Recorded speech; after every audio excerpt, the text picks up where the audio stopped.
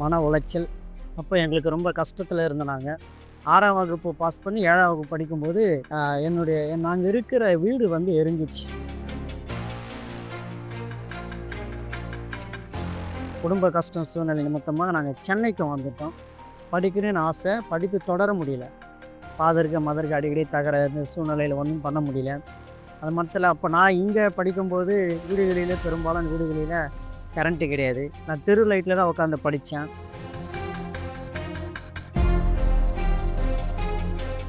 தொடர்ந்து நானு வியாதிப்பட்டேன்.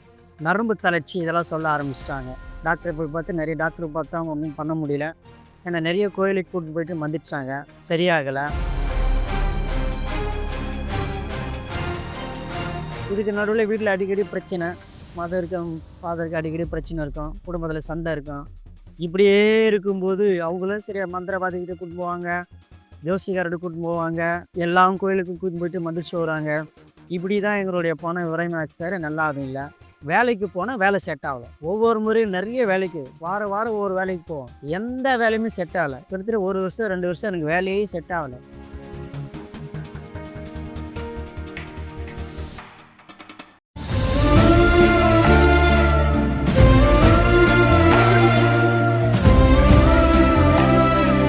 Praise the Lord. அன்பார்ந்த கிறிஸ்துவுக்குள் பிரியமானவர்களே, ஈஜியம் காஸ்பல் நேயர்கள் அனைவருக்கும் என்னுடைய அன்பான வணக்கத்தை தெரிவித்துக் கொள்கிறேன். இன்றைய தினத்திலே நம்முடன் இணைந்திருக்கிறார் ஈஜியம் சபையின் reverend Antony. Praise lord pastor. Praise lords. ஈஜியம் காஸ்பல் சேனலுக்கு உங்களை அன்புடன் வரவேற்கிறேன். சொல்லுங்க பாஸ்டர், உங்களை பத்தி அறிமுகப்படுத்திக் கொள்ளுங்க. இட்டர்னல் காஸ்பல் மினிஸ்ட்ரி சபை மூலமாக நான் போதகராக இருக்கிறேன். அதிலேருந்து நான் வருகிறேன். என்னுடைய சொந்த ஊர் தென்னார்காடு மாவட்டத்தில் உள்ள ஒரு சின்ன கிராமத்தில அங்க பிறந்து, நான் வளர்ந்து வரும்போது, அங்க உள்ள எல்லா மக்கள் இந்துக்கள். என்னுடைய குடும்பம் இந்துக்கள் குடும்பம் தான் இருந்தது. அப்படி 6ஆம் வகுப்பு வரையும் 5ஆம் வகுப்பு வரைக்கும் நாம் கிராமத்தில் உள்ள எலிமெண்டரி ஸ்கூல்ல படித்தேன். 6ஆம் வகுப்பு வந்து கிட்டத்தட்ட அங்கேருந்து 5 கிலோமீட்டர்ல ஒரு தூரத்தில் உள்ள கிராமத்தில் படிக்கும்போது, 6ஆம் வகுப்பு பாஸ் பண்ணி 7ஆம் வகுப்பு படிக்கும்போது, நாங்க இருக்கிற வீடு வந்து எரிஞ்சிடுச்சு. அதில் சில ஆடு மாடுகள்லாம் எரிஞ்சு இருந்தனால, நான் ஸ்கூல்லேருந்து வந்தோடனே பார்த்தேன். அப்போ எங்களுக்கு ரொம்ப கஷ்டத்தில் இருந்தோம் நாங்க. அப்போ வீடு எரியும்போது அங்கே பிழைப்பதற்கு எந்த விதமான வழியும் கிடையாது. மன உளைச்சல், குடும்ப கஷ்டம் சூழ்நிலை நிமித்தமா நாங்க சென்னைக்கு வந்துட்டோம். சென்னைக்கு வந்து இங்க பரஷாக பகுதியில அங்க வீடு எடுத்து தங்கி நாங்க வாழ்ந்து வரும்போது, நாங்க சென்னைக்கு வரும்போது குடும்ப கஷ்டத்தினால நாங்க 1 வருஷம் வந்து நான் வந்து வேலைக்கு போயிருந்தேன். என்னால படிப்பு தொடர முடியல. வீட்ல இருக்கிறவங்க எல்லாருமே இந்த கஷ்டத்துல இருந்தாங்க. ஃபாதர்லேருந்து, மதர்லேருந்து, தம்பியிலேருந்து, தங்கையிலேருந்து கொஞ்சம் கஷ்டத்துல இருக்கும்போது, நான் வந்து இங்க சென்னையில கம்பெனின்னு சொல்லுவாங்க. அதில கிட்டத்தட்ட 1 வருஷமா வேலை செய்ய நானு போயிருந்தேன். அப்ப ஆனா எனக்கு வந்து படிக்கணும்னு ஆசை, படிப்பு தொடர முடியல. அப்ப இங்க நான் குடியிருக்கிற இடத்துல ஒரு நபர், அவர் மூலியமா என்ன விசாரிச்சு, "நீ படிக்கலாமே?" அப்படின்னு கேட்டு, எனக்கு படிக்க ஆசை. ஆனா என்ன படிக்க வைக்க முடியல அப்படின்னு சொன்ன பிறகு, அவரு ஏற்பாடு பண்ணியிருந்தார். ஒரு கவர்மெண்ட் ஸ்கூல்ல என்ன சேர்த்து படிக்க வச்சாங்க. அப்புறம் நான் படிச்சுட்டே வந்தேன். குடும்ப கஷ்ட நிமித்தமாக ரொம்ப அடிக்கடி எங்களுக்கு ப்ராப்ளம் இருந்தது. திரும்ப ஊருக்கு போக முடியல. ஊர்ல இருக்கிற சில நிலங்கள், வீடுகள் விற்க வேண்டிய சூழ்நிலை இருந்தது. இருந்தபோதெல்லாம் தொடர்ந்து அக்கா வேலைக்கு போனாங்க. அம்மா வீட்டு வேலைக்கு போனாங்க. இப்படியே செய்துட்டு வரும்போது நான் படிக்க ஆரம்பிச்சேன். 10வது படிச்சேன். 10வது வரைக்கும் எந்த பிரச்சனையும் இல்ல. +1 படிச்சேன். +2 படிக்கும்போது குடும்பத்தில அடிக்கடி தகராறு. ஃபாதருக்கு, மதருக்கு அடிக்கடி தகராறு. இந்த சூழ்நிலையில ஒண்ணும் பண்ண முடியல. இதே எனக்கு வந்து பெரிய கவலை உண்டாச்சு. அது மட்டும் இல்ல, அப்ப நான் இங்க படிக்கும்போது வீடுகளில பெரும்பாலான வீடுகளில கரண்ட்டு கிடையாது. நான் தெரு லைட்ல தான் உட்காந்து படிச்சேன். அப்படி படிக்கும்போது +2 படிச்சுட்டு மேக்ஸ் குரூப் எடுத்து நான் படிச்சுட்டே இருக்கும்போது, என்னால அந்த படிப்புல கவனம் செலுத்த முடியல. அப்படி கவனம் செலுத்த முடியாத சூழ்நிலையில தொடர்ந்து நானு வியாதிப்பட்டேன். +2 படிக்கும் வியாதிப்பட்டேன். வியாதி என்பது என்ன வியாதின்னா, அடிக்கடி ஜுரம் வரும். காய்ச்சல் அதிகமா இருக்கும். அப்புறம் மாத்திரை போடுவேன். நல்லா இருக்கும். சரீர பலவீனம், நரம்பு தளர்ச்சி இதெல்லாம் சொல்ல ஆரம்பிச்சுட்டாங்க. டாக்டர போய் பார்த்து நெறைய டாக்டர பார்த்தோம். ஒண்ணும் பண்ண முடியல. தொடர்ந்து ரொம்ப கஷ்டப்பட்டோம். +2 எக்ஸாம் எழுத முடியிற அளவுக்கு நான் கஷ்டப்பட்டு வரும்போது, அதன் பிறகு +2 எக்ஸாம் நான் எழுதி முடிச்சேன். Okay pastor. நீங்க எப்படி ரட்சிக்கப்பட்டீங்க? எப்படி ரட்சிக்கப்பட்டேன்னா, நான் +2 படிச்சுட்டு முடிச்சு இருக்கும்போது, என்னால காலேஜ்ல சேர்க்க முடியல. குடும்ப கஷ்டத்தினால கண்டினியூ பண்ணல. கரஸ்ல நானு படிக்க ஆரம்பிச்சேன். அப்புறம் அது படிச்சுட்டு இருக்கும்போது, எனக்கு எனக்கு வருமானம் இல்ல. பார்ட் டைம் ஜாப் போனேன். பார்ட் டைம் ஜாப்பும் செய்ய முடியல.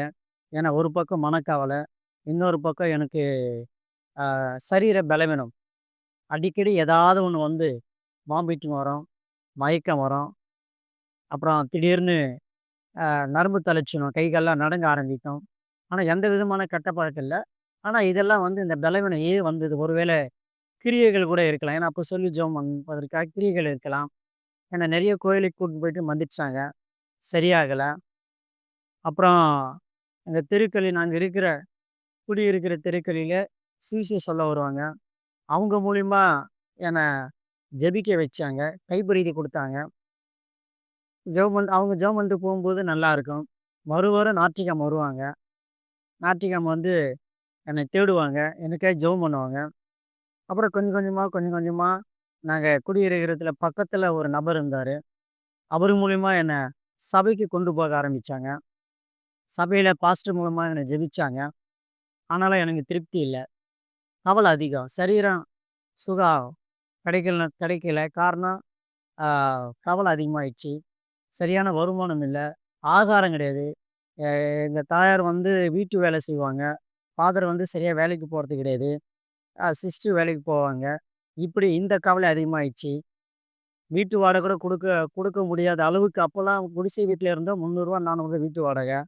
நான் படிச்சதெல்லாம் தெரு விலைக்குள்ள தான் படிச்சேன். அப்புறம் அத என்னால ஜீரணிக்க முடியல. மன கஷ்டம் அதிகமாச்சு. எப்படி நம்ம எதிர்காலத்த ஓட ரொம்ப கவலை அதிகமாகி போச்சு. இதனாலே வியாதியா இருந்தேன் நானு. அப்புறம் ஒரு வேலைக்கு போனேன். படிப்பு பாதியில நிப்பாட்டி மறுபடியும் வேலைக்கு போனேன். வேலைக்கு போனாலுமே எனக்கு என்ன பண்ணல, செட் ஆவல. எந்த வேலைக்கு போனாலும் 3 நாள் வேலைக்கு போவேன். அடுத்தது வேலையிலேருந்து வீட்டுக்கு வந்துருவேன். ஆனா அந்த அந்த சம்பளம் வாங்க மாட்டேன். இப்படியே இருந்ததுனால என்னால ஒண்ணும் பண்ண முடியல. கை, கால் வலிச்சுட்டே இருக்கும். அ என்ன வியாதின்னு இல்ல. அது ஒரு பலவீனம். அது ஒரு கிரியைகள். அதாவது பிசாசு கிரியை மாரி வச்சுக்கங்க. ஏன்னா பிசாசு கிரியைன்னாக்கா, உடம்புல என்ன வியாதி இருக்குன்னு தெரியாது. ஆனா வியாதி வந்துன்னே இருக்கும். பலவீனம் வந்துட்டே இருக்கும். தலைவலி இருக்கும். இதுக்கு நடுவுல வீட்ல அடிக்கடி பிரச்சனை. மதருக்கும், ஃபாதருக்கு அடிக்கடி பிரச்சனை இருக்கும். குடும்பத்தில சண்டை இருக்கும். இப்படியே இருக்கும்போது, அவங்களும் சரி மந்திரவாதிகிட்ட கூட்டிட்டு போவாங்க. ஜோசியக்காரர்ட்ட கூட்டிட்டு போவாங்க. அப்புறம் எல்லா கோயிலுக்கும் கூட்டிட்டு போயிட்டு மந்திரிச்சுட்டு வருவாங்க. இப்படி தான் எங்களுடைய பணம் விரயமாச்சு தவிர நல்லா அது இல்ல. அப்புறம் இந்த சுவிசேஷம் ஒரு நாள் எனக்கு ஞாபகம் இருந்தது. எல்லாம் ஏசப்பா சொல்றாங்கல்ல, ஏன் நம்ப அவர தேடக்கூடாதுன்னு சொல்லிட்டு ஒரு உள்ளுக்குள்ள எனக்குள்ள ஒரு ஒரு ஆர்வம் இருந்தது. இன்னொரு முறை அங்க வரும்போது, அவங்களுடைய சத்தம் நான் கேட்டேன். அவங்க என்ன பண்ணாங்க, என்ன கூப்பிட்டு ஜெபிச்சாங்க. அப்ப அவங்க ஒரு வார்த்தை எனக்கு சொல்லி ஜெபம் பண்ண சொன்னாங்க. "இந்த வியாதி உன்ன விட்டு நீங்குனா" அப்படின்னு சொல்லி எனக்கு சொல்லிக் குடுத்தாங்க. "என்னை விட்டு நீங்குனா, ஜீவனுள்ள நாளெல்லாம் நான் சாட்சியா இருப்பேன். மருத்துவமனையிலும், கிராமங்களிலும் என்னை பத்தி சாட்சி சொல்லி ஊழியம் செய்வேன்." அப்படின்னு சொல்லி ஒப்பு குடுத்துருவாங்க தம்பின்னு சொல்லிட்டு போனாங்க. அதேபோல நான் தொடர்ந்து கிட்டத்தட்ட ஒரு 15 நாள் நான் தொடர்ந்து ஜெபிச்சேன் அதேபோல. கர்த்தர் கொஞ்சம் கொஞ்சமா எனக்கு சுகத்த குடுத்தாரு. அப்புறம் சபைக்கு போற ஆரம்பிச்சேன். ஒரு சகோதரி மூலமாக நான் ஞானஸ்நானம் எடுக்க கர்த்தர் எனக்கு உதவி செய்தார். ஞானஸ்நானம் எடுத்துட்டு பிறகு ஓரளவுக்கு எனக்கு சுகம், பலன் கிடைச்சது. ஆனா எனக்கு வந்து சுகம் கிடைத்தா கூட, பலன் இருந்தா கூட, உள்ளத்தில சமாதானம் இருந்தா கூட, வேலைக்கு போனா வேலை செட் ஆவல. ஒவ்வொரு முறையும் நெறைய வேலைக்கு வாரம் ஒவ்வொரு வேலைக்கு போவோம். எந்த வேலையுமே செட் ஆகல. கிட்டத்தட்ட 1 வருஷம், 2 வருஷம் எனக்கு வேலையே செட் ஆகல. வேலை செட் ஆகாதனால மீண்டும் நான் ஜெபிச்சேன். எனக்கு கர்த்தர் ஒரு நல்ல வேலை குடுத்தாருனாக்கா, நான் வந்து ஞானஸ்நானம் எடுத்துக்குவேன். கர்த்தர் எனக்கு பூரணமா சுகத்த குடுத்தாலும் ஞானஸ்நானம் எடுக்க நான் ஒப்பு குடுத்தேன். அதன் பிறகு கர்த்தர் சுகத்த குடுத்ததுனால, நானு ரட்சிக்கப்பட்டு ஞானஸ்நானம் எடுக்க கர்த்தர் எனக்கு உதவி செய்தார். Super pastor. நீங்க இவ்வளவு பாடுகள் மத்தியில ரட்சிக்கப்பட்டிருக்கீங்க. நீங்க ரட்சிக்கப்பட்ட பிறகு ஊழியத்தின் பாதையில நீங்க எப்படி கடந்து வந்தீங்க? ஊழியத்தின் பாதையில எப்படி வந்தேன்னா, முதல்ல சொல்லியிருப்பது தான். நான் ரட்சிக்கப்பட்ட பிறகு, ஞானஸ்நானம் எடுத்த பிறகு, ஆ நான் கொஞ்சம் கொஞ்சமா ஊழியத்தின் வாஞ்சை அதாவது ஆ எனக்கு தொடர்ந்து அதே தான் சொன்னேன். தொடர்ந்து எனக்கு வேலை கிடைக்கல. மெயின் வந்து வேலை. எந்த வேலைக்கு போனாலும் எனக்கு செட் ஆவல. வேலைக்கு போறோம், எடுத்து வர சொல்லுவாங்க. கடைசியில வேணான்றாங்க. இப்படியே இருந்தது. நடுவுல நாங்க என்ன பண்ணோம், ஒரு பார்ட் டைம் மாரி சபையில சண்டே ஸ்கூல் சேர்த்து நடத்தியிருந்தேன். யூத் மினிஸ்ட்ரியில கலந்து அதில பிரேயர் மீட்டிங் நடத்தினேங்க. அப்ப அந்த சபையில ரட்சிக்கப்பட்ட அந்த சபைகளில ஞானஸ்நான சபைகளில் சில ஊழியங்களுக்கு என்ன கூட கூட்டின்னு போவாங்க. கிராம வீதிக்கு கூட்டின்னு போவாங்க. மருத்துவமனை வீட்டுக்கு கூட்டின்னு போனாங்க. ஊழியத்தின் பாதையில அப்படியே கூட்டிட்டு போனாங்க. ஆனா வேலைக்கு போன வேலை செட் ஆவாது. ஆனா சண்டேஸ் அங்க போயிட்டு அந்த சபையில போயிட்டு சண்டே கிளாஸ் கலந்து கொள்ளும்போது எனக்கு உற்சாகம் இருக்கும். நானே சண்டே கிளாஸ் எடுக்கணும்னு எனக்கு ஆர்வம். அப்புறம் தான் அதில ட்ரெய்னிங் குடுத்தாங்க. நான் சண்டே கிளாஸ் எடுத்தேன். யூத் மினிஸ்ட்ரி பண்ணேன். கிராம ஊழியம் போகும்போது எனக்கு அந்த ஆர்வம் இருந்தது. ஆனா அந்த ஊழியத்துக்கு போம்போதெல்லாம் கர்த்தர் எனக்கு பூரணமா சுகத்த குடுத்தாரு. ஒரு தெம்பு குடுத்தாரு. ஒரு பலன குடுத்தாரு. ஆனா திரும்ப மண்டேல இருந்து வேலைக்கு போனா அந்த வேலை செட் ஆவாது.